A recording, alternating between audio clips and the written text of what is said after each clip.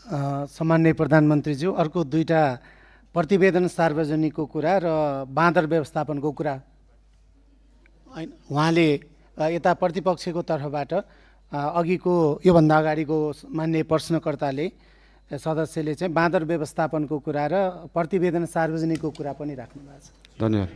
धन्यवाद। सामान्य सभामुखज्यू, प्रतिवेदनहरू अध्ययन समिति बन्छ, जस्तै मिडियामा आइसक्यो, तर त्यो मानव अधिकार आएको प्रतिवेदन पनि प्रधानमन्त्री कार्यालयमा अफिसियली बुझाइएको छैन। त्यो 29 पेजको केही खण्ड आए तापनि त्यो 10,000 पेजको छ भन्ने सुन्नमा आएको छ। त्यो प्रतिवेदन हामी कहाँ नै अफिसियली रूपमा आइसकेका छैनन्। अनि त्यो प्रतिवेदन आएपछि हामी सार्वजनिक गर्छौँ नै, लगायत मैले अघि भने जस्तै देशभरि भएका विभिन्न घटना सम्बन्धी आयोगहरू बनेका थिए, आएका रिपोर्टहरू छन्। ती सबै रिपोर्ट अध्ययन समितिले अध्ययन गर्छ। उहाँहरूलाई अध्ययन गर्न जति समय लाग्छ त्यति समय चाहिँ लाग्छ। फेरि त्यो उहाँहरूलाई छिटो 2 दिनमै अध्ययन गरेर दिनु भन्न सकिने अवस्था छैन। त्यही भएर यो अध्ययन गरेर आएको रिपोर्ट चाहिँ नेपाल सरकारले सार्वजनिक गर्नेछ। र बाँदरको विषयमा त अस्ति मान्य महावीर पुनज्यूले पनि भन्नुभएको थियो, एकदमै गाह्रो विषय हो, एकदम सजिलो छैन। यो भन्ने बित्तिकै तपाईले विश्वमा जहाँ पनि हेर्दाखेरि बाँदरले बाली खाने रोकथाम गर्दा कि त त्यो खेतलाई चाहिँ वायरिङ गरेर घेरेर राखिन्छ, त्यो एकदमै खर्चिलो हुन्छ, कि त जङ्गललाई नै वायरिङ गरेर राखिन्छ। त्यो मानव बस्ती र जङ्गली जनावरलाई चाहिँ छुट्याएर राखिने चलन छ। यस सम्बन्धी अध्ययन गर्न समिति पनि बनेको छ, अध्ययन भइरहेको छ। यो एकदमै पेचिलो विषय भएको भएर तुरुन्तै गर्न नसकिने चिज भएर यसलाई चाहिँ हामीले देश विदेश विभिन्न देशहरूमा कुन उपाय लाइएका छन्, हामी हत्या हिंसामा नजाउँ भन्ने सोच भएको भएर त्योभन्दा अल्टरनेटिभ उपाय के हुनसक्छ त्यो सोच्दैछ। अहिले समिति गठन भएको छ। त्यसको अध्ययन रिपोर्ट आइसकेपछि त्यो रिपोर्ट अनुसार सरकारले काम गर्नेछ। धन्यवाद। विपक्षी बेन्चकै तर्फबाट राष्ट्रिय प्रजातन्त्र पार्टीको तर्फबाट प्रश्न छ भने 2 मिनेटभित्र आफ्नो प्रश्न राख्न समय दिन्छु।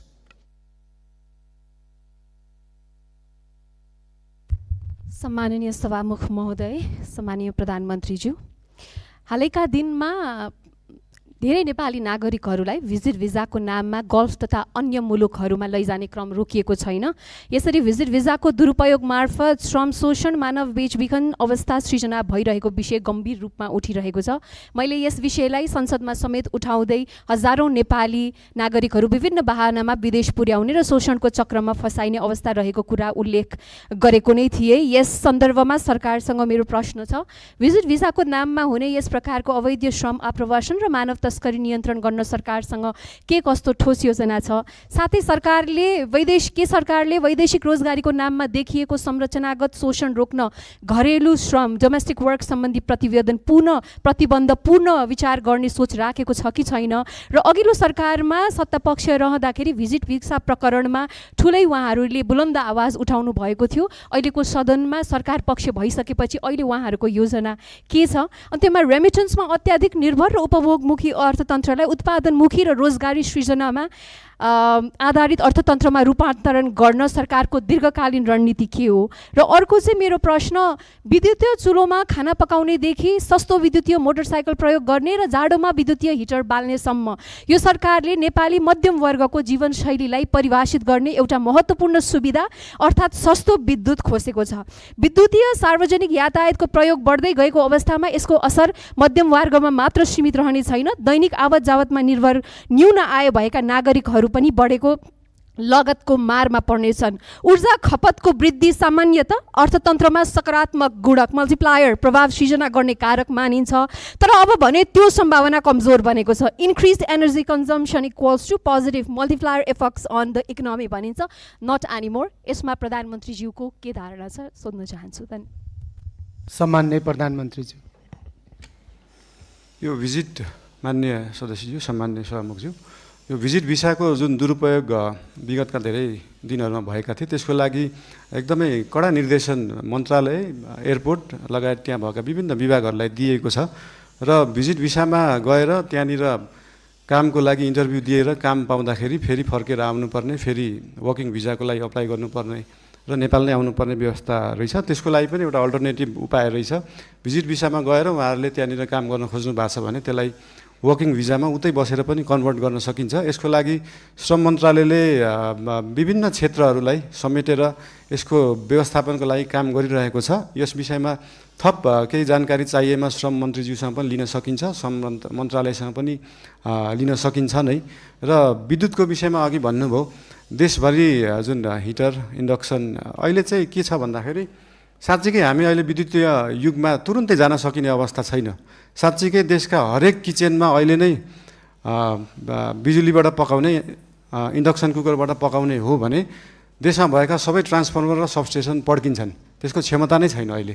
त्यो क्षमतालाई विकास गर्नलाई पैसा चाहिन्छ र त्यही पैसाको लागि 50 युनिटभन्दा माथि चाहिँ 5% भ्याट लाउने कुरा जुन अर्थमन्त्रीज्यूले अस्ति कुरा गर्नुभएको छ, त्यो एकदमै धेरै रकम होइन, 100 रुपियाँमा 5 रुपियाँ हो। त्यो पैसा चाहिँ केमा खर्च हुन्छ भन्दाखेरि देशभरि ट्रान्सफर्मरलाई अपग्रेड गर्नुपर्छ, देशभरि ट्रान्समिसन लाइनको तारको मोटाइलाई अपग्रेड गर्नुपर्छ, सबस्टेसनहरू अपग्रेड गर्नुपर्छ, अनि बल्ल हामी साँच्चीकै विद्युतीय युगमा जान सक्छौँ। त्यसको लागि नेपाल सरकार अग्रसर छ। धन्यवाद। मान्य सदस्य महावीर पुनलाई प्रश्न छ भने 2 मिनेटभित्र आफ्नो प्रश्न राख्न समय दिन्छु।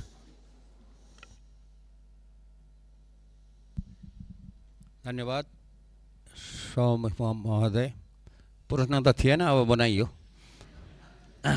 र पहिलो प्रश्न के छ भने म चुनावी सरकारको मन्त्री हुँदादेखि नै यो विदेशमा बस्ने नेपालीहरूले अस्तिको फागुन 21 गतेको चुनावमा पनि भोट दिने व्यवस्था मिलाउनु पर्छ भनेर धेरै कराएँ। धेरै कराएँ, विभिन्न राजनीतिक पार्टीहरूको संयुक्त सम्मेलनमा पनि कराएँ, अनि त्यसपछि के अरे क्याबिनेटमा पनि कराएँ, धेरै साथीहरूलाई कराएँ। त्यति बेला गर्ने भन्दै थियो, तर गर्न नसकिने भयो भनियो। अब अस्तिको चुनावमा त्यो भोट दिने व्यवस्था गर्न नसके पनि अब आउने 82 मा स्थानीय सरकारको, प्रदेश सरकारको चुनाव हुँदैछ। त्यो चुनावमा करिब नेपालीहरू मोटामोटी यति भन्ने त एक्ज्याक्ट डाटा त छैन होला, करिब 30 लाखको वरिपरि नेपालीहरू विदेशमा काम गरिरहेछन् र ती सबै नेपालीहरू चाहिँ भोट दिने उमेर पुगेका नेपालीहरू हुन् र उमेर पुगेर नै काम गर्न गएका हुन्। त्यसैले ती नेपालीहरूलाई यो अब आउने चुनावमा भोट दिने व्यवस्था के गरिँदैछ, यो चाहिँ छिटै हुनु पर्यो, किनभने 84 त आइहाल्छ, 83 लागिसक्यो, 84 भनेको अर्को वर्ष हो। यो चाहिँ कति छिटो काम भइरहेछ, के भइरहेछ त्यो जान्न चाहन्छु। र अर्को कुरा त मेरो बाँदरको समस्या भन्ने थियो, के हुँदैछ भनेर, अनि उहाँ अर्को मान्यले राखिसक्नु भयो। र एउटा कुरा के छ भने यो चाहिँ कम्प्लेन पनि हो, गर्नुपर्ने कुरा चाहिँ के छ त भन्दाखेरि स्थानीय तहमा चाहिँ राजस्व सङ्कलन गर्ने महालेखा नियन्त्रक कार्यालयबाट सूत्र रेभेन्यू भन्ने चाहिँ एउटा सफ्टवेयर राखेको रहेछ। त्यो सफ्टवेयरको धेरै कम्प्लेन आयो, अनि जनताहरूले चाहिँ समयमा चाहिँ पाउन सकेनन्, सेवा पाउन सकेनन्। कहिले के बिग्रियो भन्छ अरे, कहिले के बिग्रियो, कहिले सर्भर डाउन इत्यादि गर्दाखेरि यो चाहिँ धेरै के अरे पालिकाहरूबाट मलाई कम्प्लेन आएको हुनाले यो कुरा सुनाइदिनु भनेको हो। त्यो कुरामा पनि के हुँदैछ, साँच्चीकै भएर कम्प्लेन आएको हो अथवा नभएर कम्प्लेन आएको हो, त्यो कुरा पनि जानकारी दिनु पर्यो। धन्यवाद। सम्माननीय प्रधानमन्त्री। सामान्य सभामुखज्यू, मान्य सदस्यज्यूले राख्नुभएको कुराहरू उहाँहरूको इन्टरिम गभर्मेन्ट हुँदा पनि उहाँहरूले उठाउनु भएको थियो। त्यसमा एउटा समस्या चाहिँ के छ भन्दाखेरि विदेशमा रहनुभएको नेपाली दाजुभाइ दिदीबहिनीहरूले भोट हाल्दाखेरि दुईवटा उपाय रहेछन्। एउटा चाहिँ एम्बेसीमा गएर भोट दिने, अर्को चाहिँ मोबाइलबाट भोट दिने। मोबाइलबाट भोट दिँदाखेरि चाहिँ अलिकति इन्फ्लुएन्स हुन सक्ने, किन भन्दाखेरि विदेशमा रहेका नेपालीहरूले भोट दिँदाखेरि कसैको इन्फ्लुएन्समा भोट नदियोस्, स्वतन्त्र रूपमा भोट दिनुपर्छ भन्ने कुराले त्यो त्यति बेला अल्झिएको जस्तो लाग्छ। अब त्यसको लागि एम्बेसीमा गएर भोट दिने कि त्यो प्रविधि मैत्री बनाउने भन्ने कुरा हो।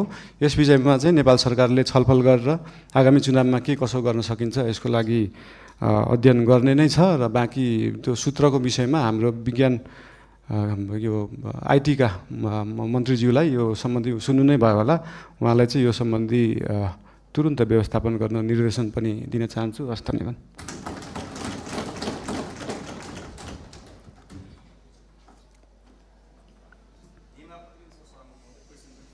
मान्य सदस्य एकछिन बस्नुहोस्, मैले काम बाँकी नै छ। मान्य सदस्य एकछिन बस्नुहोस्, मैले सत्तापक्षलाई समय दिन बाँकी नै छ। पछाडि पनि मान्य सदस्य एकछिन बस्नुहोस्, मैले सत्तापक्षलाई समय दिन बाँकी नै छ। सम्माननीय प्रधानमन्त्रीज्यूलाई प्रश्न उत्तर कार्यक्रम भइरहेको हुनाले सत्तापक्षको तर्फबाट राष्ट्रिय स्वतन्त्र पार्टीलाई आफ्नो दलको तर्फबाट 2 मिनेटभित्र प्रश्न छ भने प्रश्न गर्न समय दिन्छु।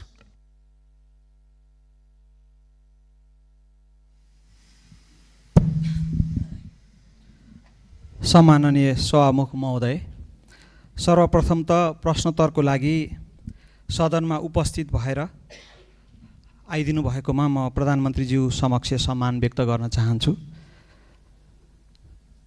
हाल गत निर्वाचनमा आम नागरिकले अभूतपूर्व जनमत दिएर नागरिकको काम गर्नको लागि हामीलाई पठाउनु भएको छ र म आम नागरिकलाई धन्यवाद पनि व्यक्त गर्न चाहन्छु।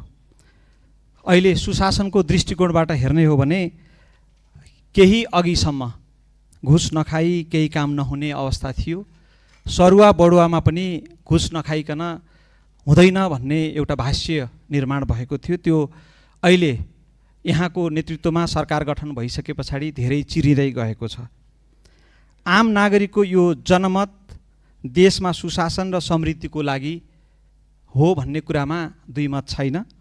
नो इफ नो बट, सुशासन चाहियो, समृद्धि चाहियो भन्ने छ र सरकारले त्यसै अनुरूप काम पनि गर्दै गएको कुरा आम नागरिकलाई आश्वस्त हुने गरी प्रस्ट्याइदिनु हुन सम्माननीय प्रधानमन्त्रीज्यूलाई हार्दिक अनुरोध गर्न चाहन्छु। धन्यवाद। सम्माननीय प्रधानमन्त्री, सम्माननीय सभामुख महोदय, मान्य सदस्यहरू, यस विषयमा हामीले विभिन्न समयमा भन्दै पनि आएका छौँ। हाम्रा माननीय मन्त्रीज्यूहरूले, पार्टीका सभापतिज्यूले पनि भन्दै आउनुभएको छ। हामीले पहिलो वर्षलाई चाहिँ सुशासनको वर्षको रूपमा लिएछौँ। सुशासन भन्दैमा फेरि हामीले विकास नै गर्दैनौँ, पूर्वाधार नै बनाउँदैनौँ भन्ने चाहिँ होइन, तर यो वर्षलाई चाहिँ पूर्ण रूपमा हाम्रा माननीय मन्त्रीज्यूहरू र विभिन्न क्षेत्रमा रहनुभएका, विभिन्न क्षेत्रबाट आउनुभएका माननीय सांसदज्यूहरू, उहाँहरूको निगरानीमा पनि विभिन्न क्षेत्रहरू हुन्छन्, विभिन्न पालिकाहरू छन्, विभिन्न निकायहरू छ। हाम्रो नेपाल सरकार र राष्ट्रिय स्वतन्त्र पार्टीले चाहिँ यो पहिलो वर्ष पूर्ण रूपमा देशलाई चाहिँ सुशासनतर्फ लाने, व्यतिथिहरूलाई हटाउने, यो भ्रष्टाचार एकदमै बलियो जरा बनाएर बसेको भ्रष्टाचारलाई चाहिँ निर्मूल गर्न चाहिँ नेपाल सरकार, हाम्रो पार्टी एकदमै तत्पर रहेको छ। यो चिज विभिन्न कार्यालयहरूमा जाँदा, मालपोत कार्यालय, company registrar, blue book renew गर्दा विभिन्न ठाउँहरूमा जाँदा देख्नु पनि भएको छ होला र यसलाई नेपाल सरकारले निरन्तरता दिनेछ। धन्यवाद। मान्य सदस्यहरू, सम्माननीय प्रधानमन्त्रीज्यूले प्रश्न उत्तर कार्यक्रममा सहभागी जनाउनु भएको र आजको लागि सम्माननीय प्रधानमन्त्रीज्यूलाई प्रश्न उत्तर कार्यक्रम यहीँ समाप्त भएको घोषणा गर्दछु र सम्माननीय प्रधानमन्त्रीज्यूलाई आफ्नो स्थानमा स्थानान्तरण गर्न धेरै धेरै धन्यवाद।